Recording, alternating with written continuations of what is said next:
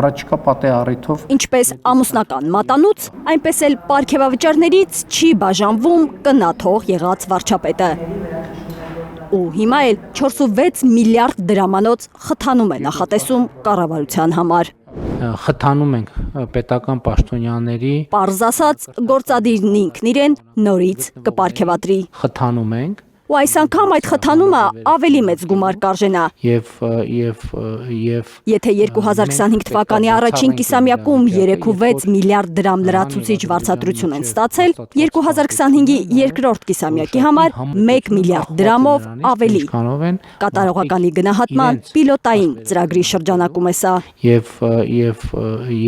Եվ որքանով է վաստակել Փաշինյանի թիմը աճող պարգևավճարներ ստանալու իրավունքը։ Առողջության ապահովագրության համակարգն է,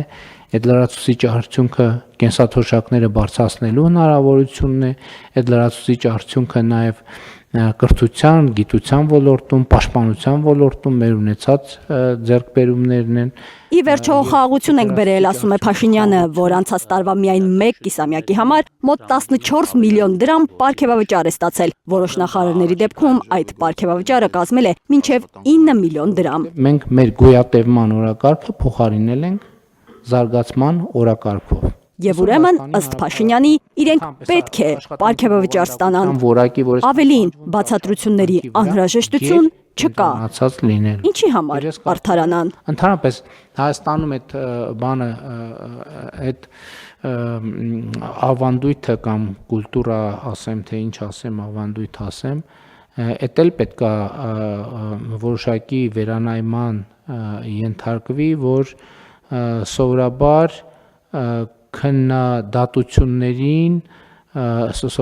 քննադատություններին արձագանքը արդարանալն է, բայց այդ լավ ման չի։ Քննադատությունների արձագանքը պետքա լինի հետևյալը, մենք մեր դիրքորոշումները սկզբունքային ձևով պետքա պաշտպանենք։ Ինչ անում, ձեր համար ենք անում, մարդկանց ասում է կառավարությունը։ Այս համակարգը առաջին հերթին արդյունքներ է բերում Հայաստանի Հանրապետության քաղաքացիներին։ Շարունակում, շատ փող ստացող պաշտոնյան կոռուպցիայի չի գնա։ Ու ոչինչ, որ Հայաստանի նույն 2025 թվականի կոռուպցիայի վիճակագրությունը այլ բան է ասում։ Երբ կոռուպցիայի ընկալման համաթիվը 50-ից ցածր է, իսկ ՀՀ-ի դեպքում 46 է, դա նշանակում է բարձրաստիճան պաշտոնյաների ներգրավմամբ կոռուպցիա կա։ Շատ լավ, հարգելի գործընկերներ, Նիկոլ Փաշինյանը հարգելի գործընկերներին հանձնարարում է կատարողականի գնահատման պիլոտային ծրագիրը, այլ կերպ ասած, կլորիկ պարգևավճարներ ստանալու իրենց փորձառությունը, որքան հնարավոր է արագ նաև համայնքապետերին հասցնել։ Մենք այս խնդիրը պետք է լուծենք նաև թիմի մակարդակում, սենց չի լինի։ Չենք կարող այս բանը հանդուրժել, որ եւ տարածքներ թողենք, որտեղ պրոցեսներ գեներացվեն, որոնք կառուցողական չեն։ Հունիսին խորհրդարանական ընտրություններ են։ Դրա համար համայնքային դժգոհությունները ցանկալի չեն։ Դժգոհ են նաև պետական շարքային աշխատողները։ Ասում են, պարգևավճարների մեծ մասը պաշտոնյաները վերցնում են շարքայիններին մանր-մունր ինչ-որ փշրանքներ թողնում։